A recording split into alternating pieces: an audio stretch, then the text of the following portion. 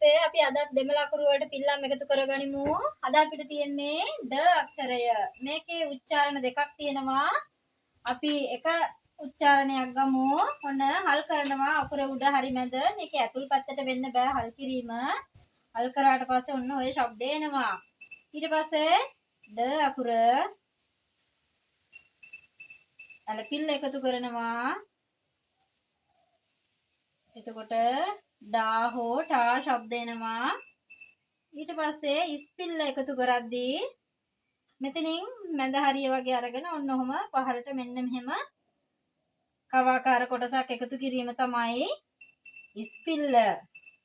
දීර්ඝ ඉස්පිල්ලත් ඒ විදිහටම තමයි මෙතනින් පටන්ගෙන ඔන්න ඔහම උඩින් අතර වෙනවා දීර්ඝ ඉස්පිල්ලේදී.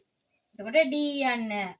ඊට පස්සේ පාපිල්ල ඒක ටිකක් වෙනස් අකුරකගේ ලස්සන අකුරක් කොහොම අරගෙන එතනින් රවුම් වෙලා ඔන්න ඔය ආකාරයට ඔතනට ඇවිල්ලා නතර වෙනවා. ඒ ඩූනා. ඊට පස්සේ ඩූ අකුර ඒකත් ඒ විදිහටම තමයි අගට ගැටයක් ඇවිල්ලා නතර වෙනවා. ඩූ. ඊට පස්සේ අපි කොම්බු එකතු කරගමු. කොම්බුවයි ඩයන්නයි. එතකොට ශබ්දය ඩ හෝටේ. ඊට පස්සේ කොම්බුවයි හල් කිරීමයි වෙනුවට කොම්බුව.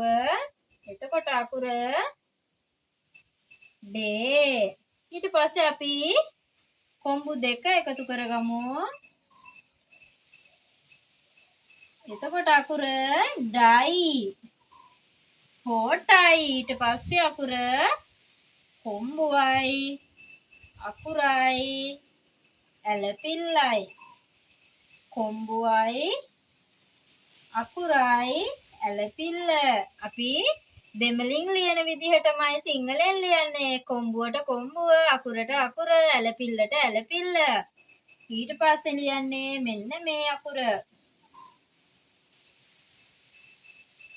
ඒක කොම්බුවයි අකුරයි ඇලපිල්ල සහිත හල් කිරීම. අන්තිම අකුර කොම්බුවයි ඩයන්නයි ගයනු කිත්තයි. කොම්බුවයි ඩයන්නයි ගයනු කිත්තයි. අපි පොඩ්ඩක් මතක තියාගන්න ඕන දෙයක් තමයි මේ අකුර අපි මෙහෙම අරගෙන ඕනෑවට වඩා මෙහෙම දික් කරන්න යන්නේ නැහැ. ඒක සාමාන්‍ය දුරකට වගේ වෙන්න මෙන්න මේ ආකාරයෙන් වගේ ලියුණාම ඒක හරි. හරි අපි එහෙනම් ඊළඟ වීඩියෝ එකෙන් හමු වෙමු. හැමෝටම සුබ දවසක්.